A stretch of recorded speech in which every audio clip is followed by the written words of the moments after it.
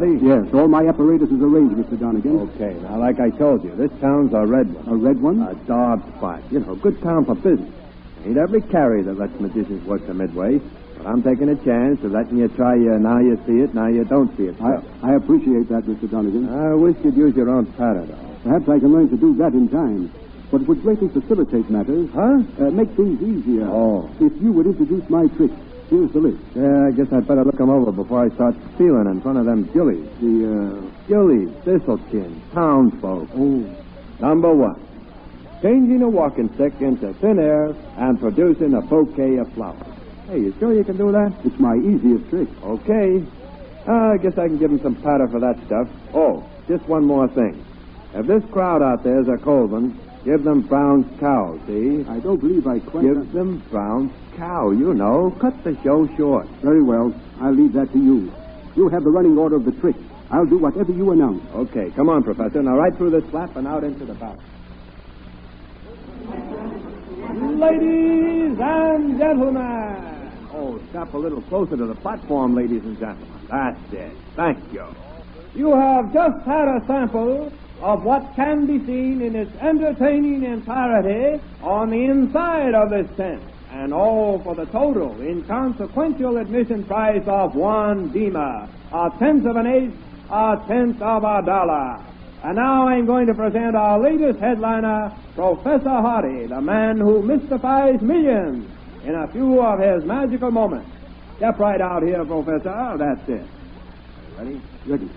As you can plainly see, the professor is carrying what to all appearances is an ordinary walking stick.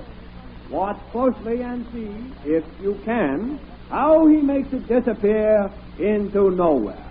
Let her go, Professor. And now from that same nowhere, he will produce a bouquet of flowers. Ladies and gentlemen, that's why you got fooled. You thought he really made that walking stick disappear. Get off this valley, you fake. I'll settle with you later. Scram, go on. Life would be uninteresting indeed, ladies and gentlemen, if we didn't have a little fun once in a while. But inside the book, Today's radio play, Relief, is based on a most interesting story taken from the pages of next Sunday's issue of the American Weekly, the magazine distributed with all Hearst Sunday newspapers from coast to coast. Wait! Here, young lady. What you doing on that rail? Come down here. Oh, why did you have to stop me? I've nothing to live for.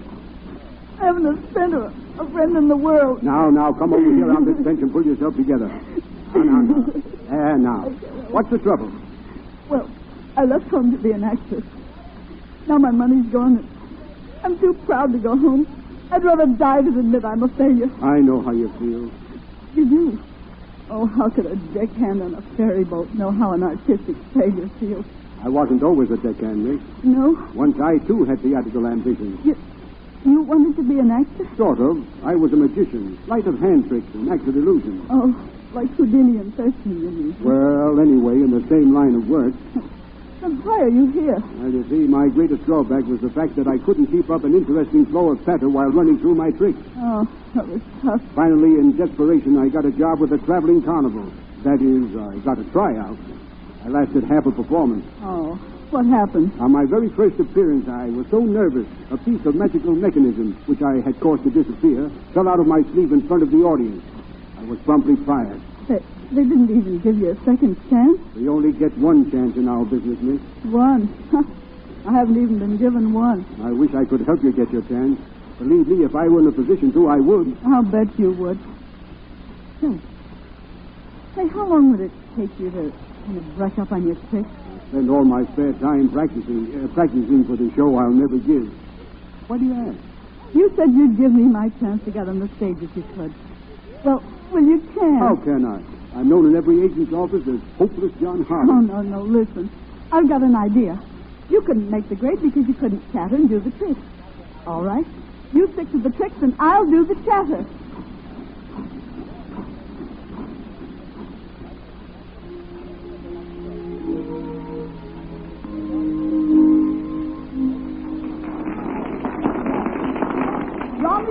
Through me, thank you for your appreciation of his magic art. And now Ramaday wishes you to watch closely while he causes this cage containing a live canary, which I hold up here, to disappear on the count of 3. I ask you to listen to the song of the bird, proving that a live canary is used. And now, on the count of 3, the great fakir, Ramaday, will cause both bird and cage to disappear. 1, 2, 3. They're eating it up, John. It's you they're eating up, Kay, my dear. Oh, flatterer. Ramaday, through me, thanks you for your appreciation of his magic art. Ramaday now wishes me to introduce his dangerous and death-defying act of magic, the plate of death. In this plate, I show you bullets which fit the revolver held by the young man at my right. Show them your gun, Paul. Ramaday, the great fakir of all India, with nothing but this china plate between himself and death, will catch the bullets as they are fired at him. Ready, Paul? Ready. Ramaday, the great fakir bows his assent.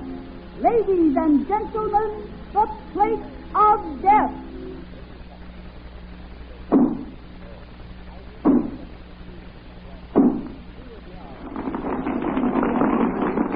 Ramaday thanks you for your appreciation of his magic art.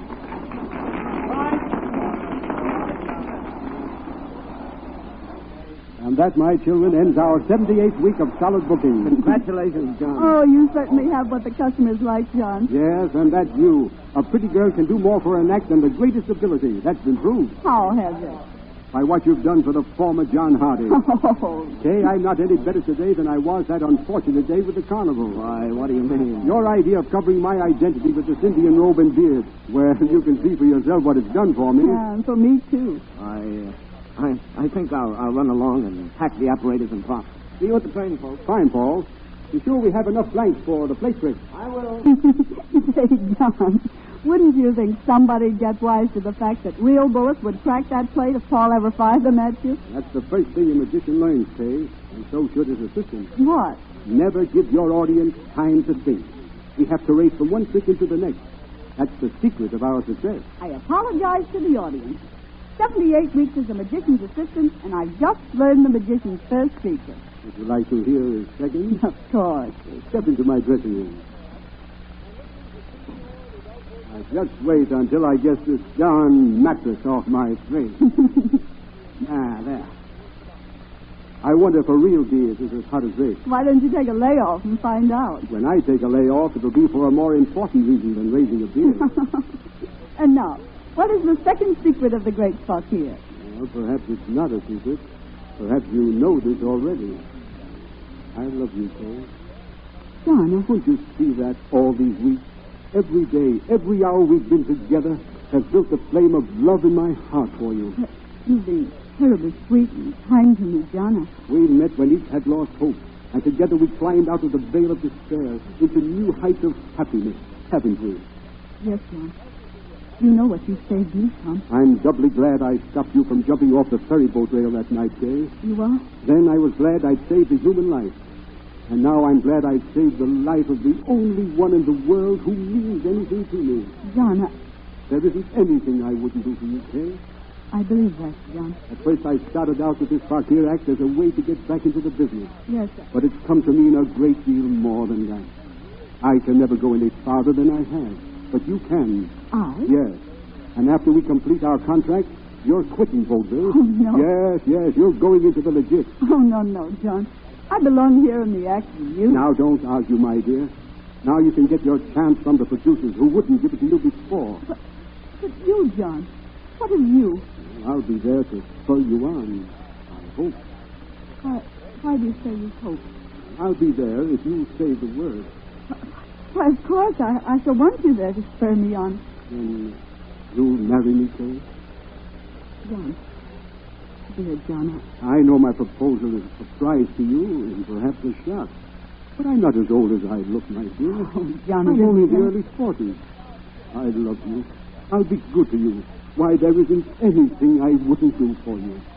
There isn't anything I wouldn't do for you, John. You'll marry me, Kay? Yes, John.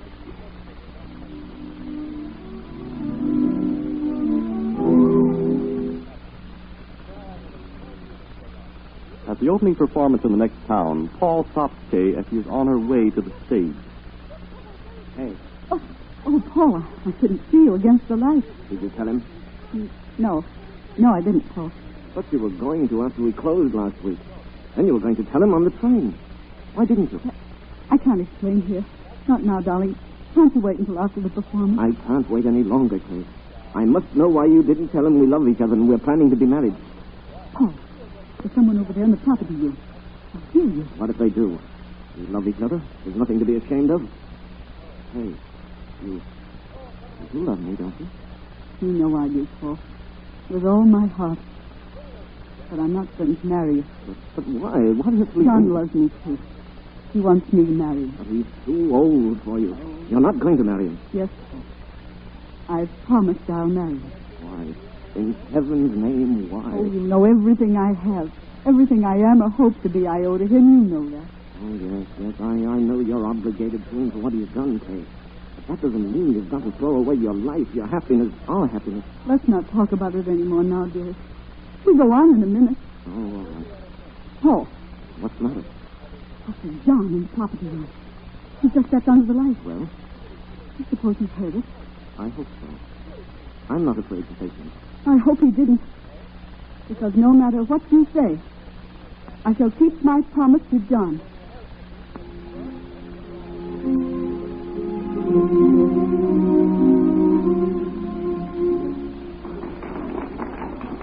Robert Day, through me, wishes to thank you for your appreciation of his magic art. And now, Robert Day wishes me to introduce his dangerous and death-defying act of magic, the Plate of Death. In this plate, I show you bullets which fit the revolver held by the young man at my right. Show him your gun, Paul.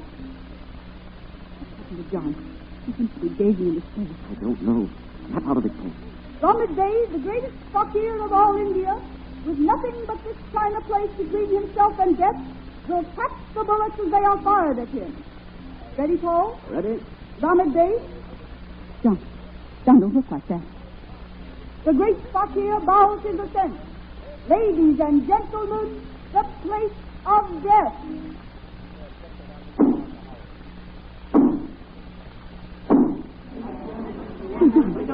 Paul, you shot him. John. It's no use, Kay. He's dead. Oh, you killed him. Oh, Paul, you killed him. No, Kay, I didn't. Look, the plate's unbroken. He pulled it down as I fired. He loaded the gun himself just before we went on. The stage manager saw him do it. Why did he do it himself? What did he say? He said this was the one time he didn't trust me to do a good job. And I never suspected, never thought through his trick. That's the first secret of a magician. Never give the audience time to think. Oh, poor John. Poor John. You learned that too well. Why, if he loved you so much, why is this? Greater love hath no man. Oh, Paul, don't you think? He must have heard it. This was his way of releasing me from my promise. Be sure to read the interesting story of famous magicians which will appear in next Sunday's issue of the American Weekly, the magazine distributed with all Hearst Sunday newspapers from coast to coast. It will be found under the title Secrets of the Magician. This is Wentworth announcing and turning the microphone over to your own announcer.